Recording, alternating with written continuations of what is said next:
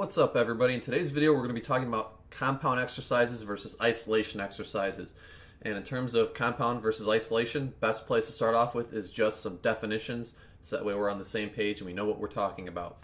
So let's start off with compound exercises. When I say compound, what does that actually mean? Well, typically a compound movement is an exercise that will work multiple muscle groups, will allow you to lift heavier weight relative to isolation exercises, and generally allow for more progressive overload over a period of time versus in comparison to a isolation movement.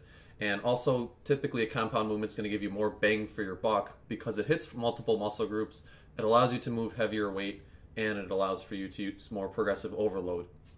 And let's give some examples of what I'm talking about when I say compound exercises. So a couple examples: bench press, squat, deadlift, overhead press. Those are a few different examples of compound exercises where we're using multiple muscle groups. So with the first example, bench press, primary muscle you're working with a bench press is your chest, but you're also utilizing your triceps as well as your shoulders. So compound, multiple muscle groups used. Now let's jump over and talk about isolation exercises. Isolation exercises are exercises where we're using a single muscle group. Compound, using multiple muscle groups. Isolation, single muscle group. Important distinction. Typically when you're using an isolation exercise, because you're only using one muscle group to lift in the movement, you're using less weight overall relative to compound movements. And generally speaking, you're not able to progressively overload as fast or as effectively as a compound movement because you are only using one muscle group.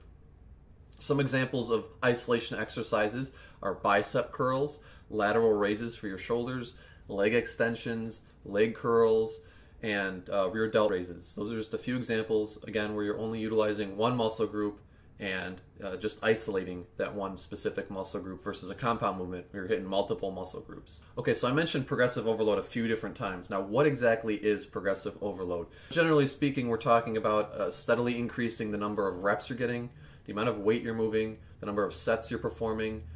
Those are examples of increasing overall workout volume. Also, the amount of time that you're lifting, so time under tension is an example.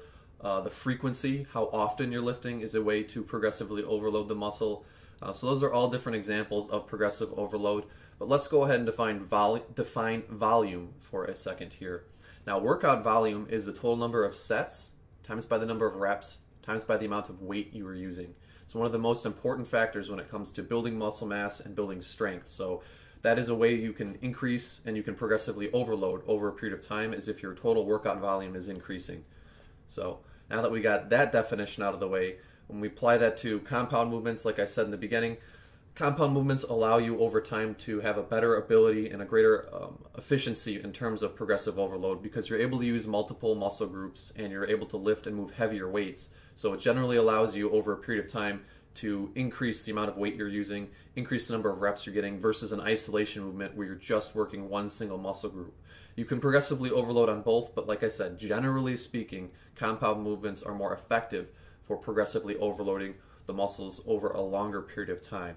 And so that's one of the benefits of compound movements and one of the negatives of isolation movements. But it's not as black and white as saying which one's better than the other. And again, we're going to continue our analysis here. We're going to dive a little bit deeper into it. So let's get going and talk about goals, because that's a specific thing we need to address.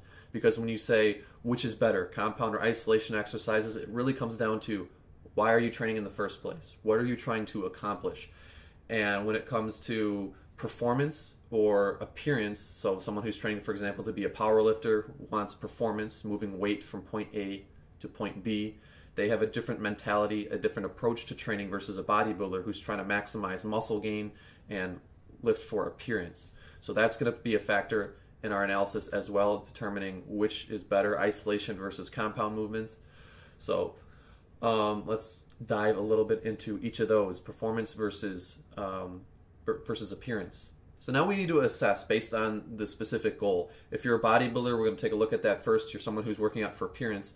Compound movements are going to be very, very effective for you in terms of hitting multiple muscle groups, giving you the most bang for your buck, and allowing you to progressively overload those muscles by increasing the amount of training volume, increasing the number of weight, reps, etc. that you're using on those muscles in order to maximize your muscle growth over a longer period of time versus just a standard isolation movement.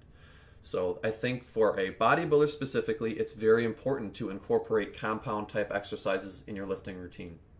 Now let's go ahead and look over at a power lifter or some kind of performance-based athlete, someone who's trying to move weight from point A to point B or just perform better in an athletic endeavor or sport. So similar to a bodybuilder in that a compound movement is also going to be very beneficial for a performance athlete because, again, you're using multiple muscle groups. With compound movements, you're able to progressively overload, and it's really effective for building strength and developing your ability to move heavier weight over longer periods of time by using compound movements. Okay, so with that said, we've basically come to the conclusion that compound movements are the best. Why even use isolation movements at all? Just focus on compound movements. Bam, discussion over. Not so fast. Even though compound movements are effective, isolation movements are still really effective, and they definitely have their place in any lifting routine. So in my opinion, it's not necessarily a discussion between which is best, compound versus isolation. It's more of an approach of these are both tools in the tool belt, and we got to decide how can we structure our routine to best and most effectively utilize these tools to help reach our goals. And that's how I like to look at this. I don't like to look at it versus one better than the other. I like to look at it, how can we utilize both of them to maximize our gains in the gym? That's what we're all about. Here's how I would structure a routine. Generally speaking, I would structure it with the compound movements at the beginning of the workout while you're fresh, while you still have plenty of energy, because the compound movements are going to take a lot of energy out of you. So for example, if you're doing deadlifts or squats, it's going to utilize a lot of your leg muscles, your lower back, etc., and that's going to take a lot of weight and require a lot of energy, but it's going to give you the most bang for your buck because, again, you're utilizing multiple muscle groups and you're moving heavy weight and lifting with intensity. So once you have structured your routine with the compound movements first, you get those done, then you can jump over to some isolation movements, and now let's go into why isolation movements are important and why I recommend having them as secondary in your lifting program and the benefits to that. So like I said, compound movements use multiple muscle groups, so you're using a lot more energy. Isolation exercises allow you to focus in and to hone in on specific muscle groups and to really develop those. So one example would be if you have a weak or lagging muscle group. So let's say your shoulders, you really want to bring up your shoulders, you do your bench press or incline press, you do your overhead press. Okay, those use multiple muscle groups, you're really hammering it and hitting it hard. But you really, like I said, want to focus in on the specific muscle in the shoulders, the deltoids. So a great way to do that would be you do your compound movements and then you do some isolation exercises that just hit the shoulders. So after you've done all your heavy lifting, you can go ahead and continue on with a specific shoulder exercise. Lateral raises, for example, is a good way to hit those shoulders and to really focus on bringing up a lagging muscle group by setting aside some time to just focus in on those muscle groups. And the reason that's effective and the reason that works is because it increases the overall training volume on your shoulders, because you have another exercise that's specifically targeting the shoulders versus doing compound movements where you're hitting multiple muscle groups.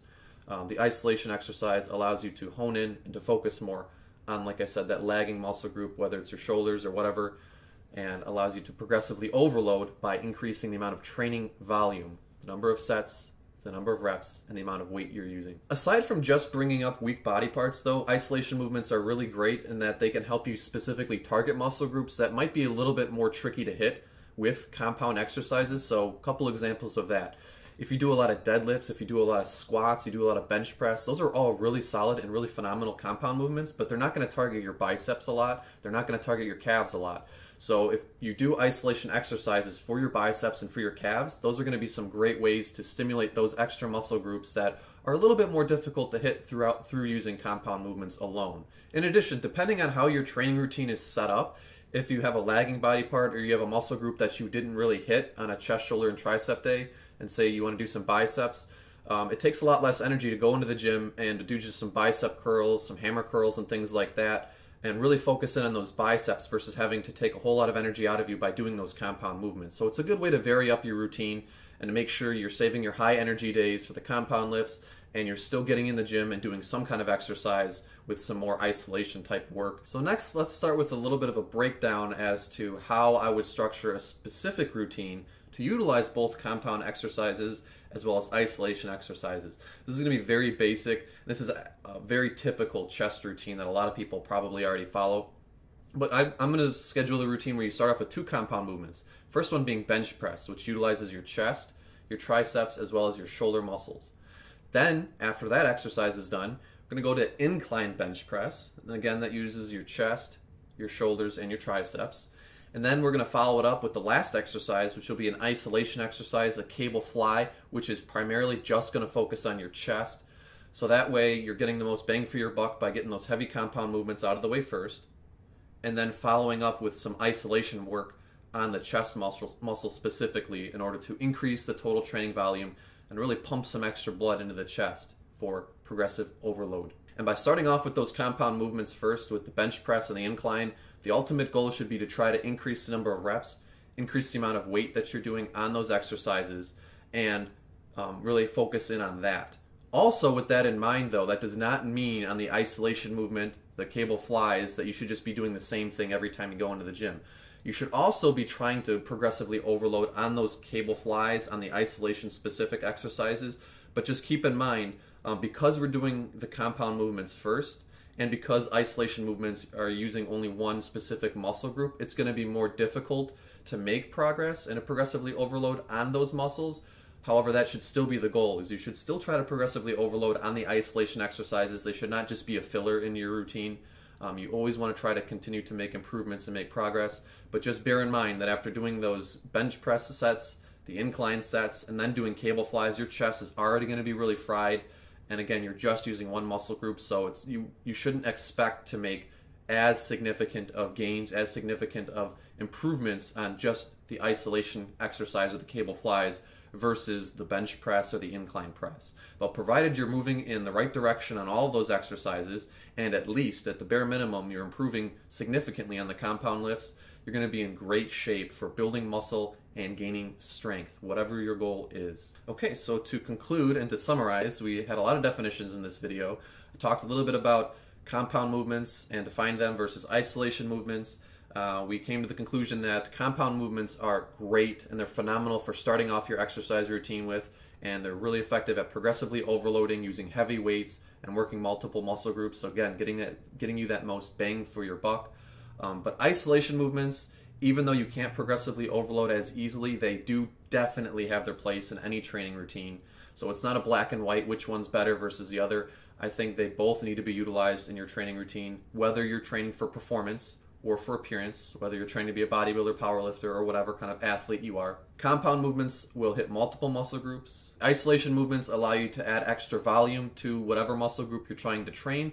It will allow you to progressively overload and work those muscles even harder and more effectively. So again, building them up, especially if you have a weak or lagging muscle group. And you can also target in on muscle groups that are harder to hit via the compound movements. And you can also utilize them on a lower intensity day, so a lighter day. You can focus in on one specific muscle group in order to increase training frequency so that you can specifically improve those muscles as well. One last note, there are exceptions to pretty much everything, and one of the exceptions here with starting with compound movements, I just want to point out so that way you guys are aware of it.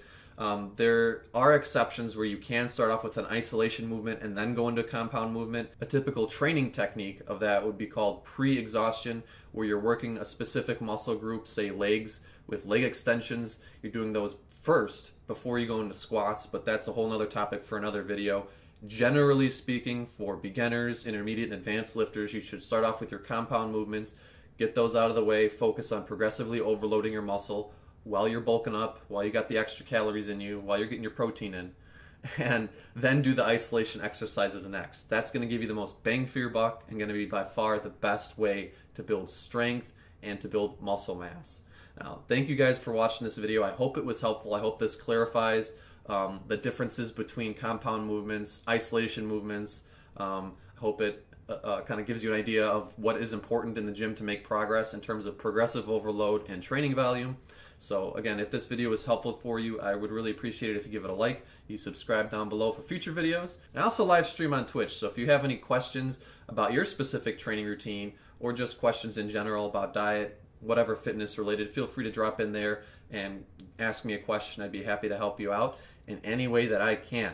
That's what we're all about here, is helping each other out, getting in shape, and chasing those gains. Oh yeah. So have a good day, everyone.